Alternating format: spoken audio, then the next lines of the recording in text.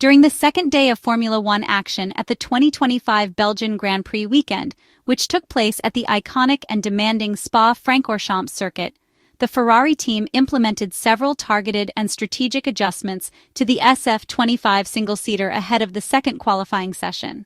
These technical changes primarily involved alterations to the car's ride height and overall suspension stiffness, as well as some minor but significant tweaks to the overall aerodynamic load. The latter intervention was introduced as a preventative measure in anticipation of the potential rainfall expected to arrive on Sunday. Notably, however, the rear wing that made its debut on Friday remained unchanged, allowing Ferrari to maintain the same levels of top speed as observed during the initial day of on-track running. The revised mechanical and aerodynamic configuration on the Ferrari SF-25 helped significantly reduce the performance gap to the McLaren MCL39 across all three timing sectors of the Spa-Francorchamps circuit.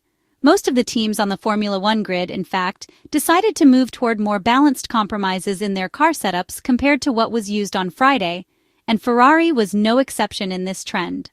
The Italian outfit continued to dominate the first sector, which features long straights and high-speed corners, although its performance advantage over the papaya-colored McLaren cars, driven by Oscar Piastri and Lando Norris, was visibly smaller than what had been recorded in the previous session.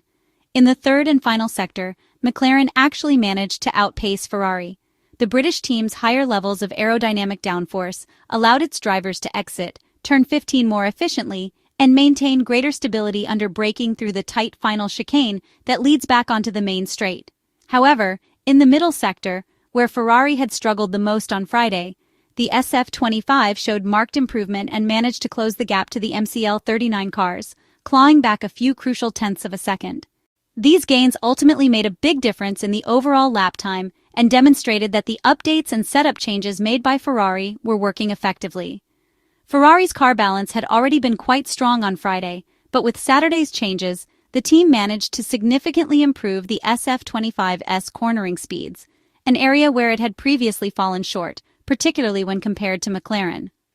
While a noticeable performance gap to McLaren still remains in certain types of medium and high-speed corners, it is important to note that the MCL39 generates much more aerodynamic downforce at circuits where an extreme setup compromise is required to achieve optimal performance.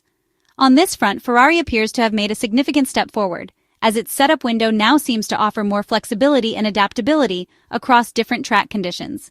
With the previous version of the SF-25, Ferrari's engineers would have likely struggled to find the right balance and compromise between lateral grip in the corners and maximum top speed on the straights, and quite possibly would have failed to achieve that balance altogether.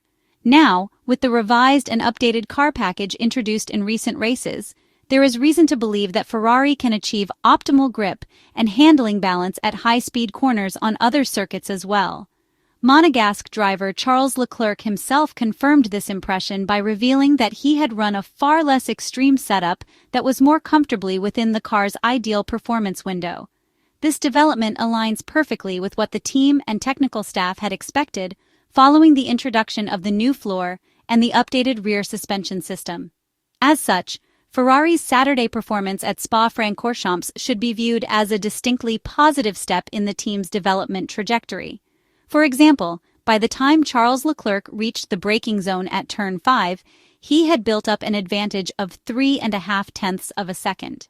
However, between that point and Turn 14, the Ferrari SF-25 car lost 5 tenths of a second to McLaren, highlighting just how strong and efficient the MCL39 still is in specific sectors of the circuit, particularly those requiring high downforce and excellent stability. Ferrari still trails slightly, but the development path with the SF-25 seems to be the correct one.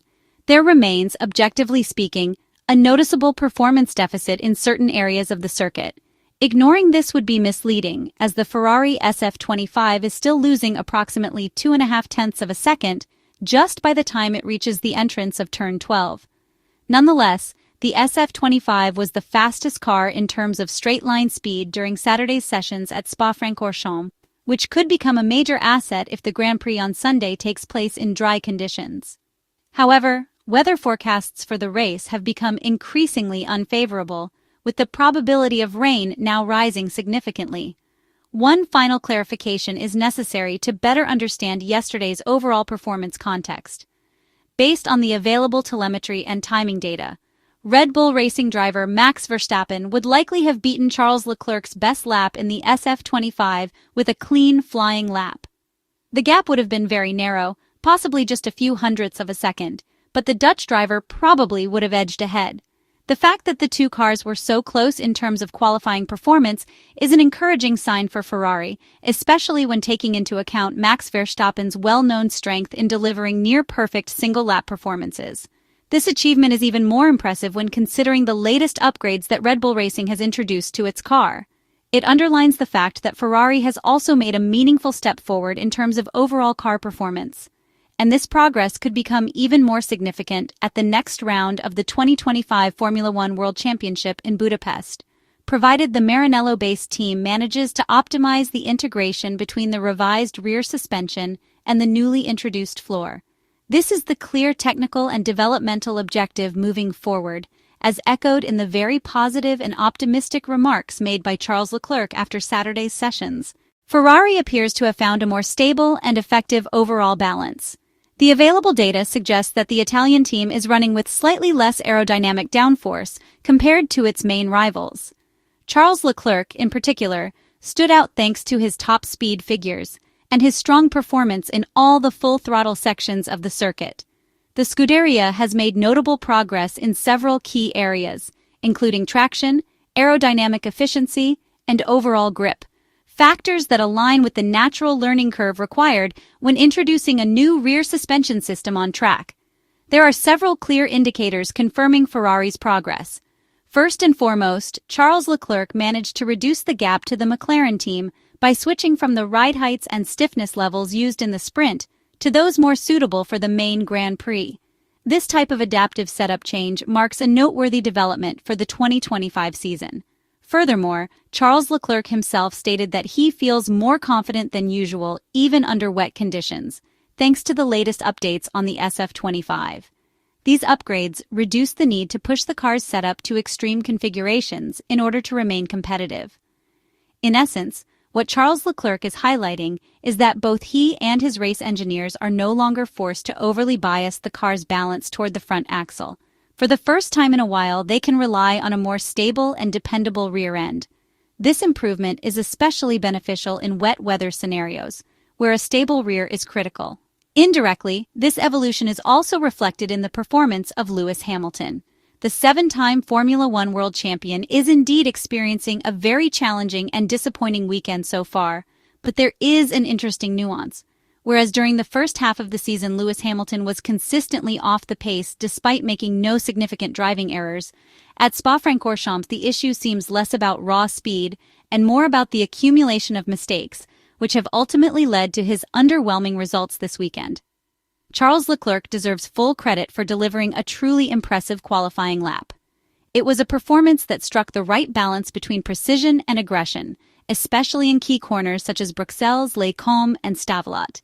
His SF-25 finally appeared better balanced, particularly at the rear, which has historically been a weak point for Ferrari. The rear end now seems noticeably less unstable and more trustworthy, especially under braking, a critical area where the Monegasque driver was able to shine once again, bringing back glimpses of the Q3-level Leclerc, who has delivered spectacular laps multiple times throughout his Formula One career. In addition, Charles Leclerc recorded the highest top speed at the end of the Kemmel straight. This metric indicates that Ferrari is running with slightly lower aerodynamic drag, suggesting a lower downforce setup compared to their competitors. However, the team still appears to have found a well-judged overall compromise between straight-line speed and cornering performance.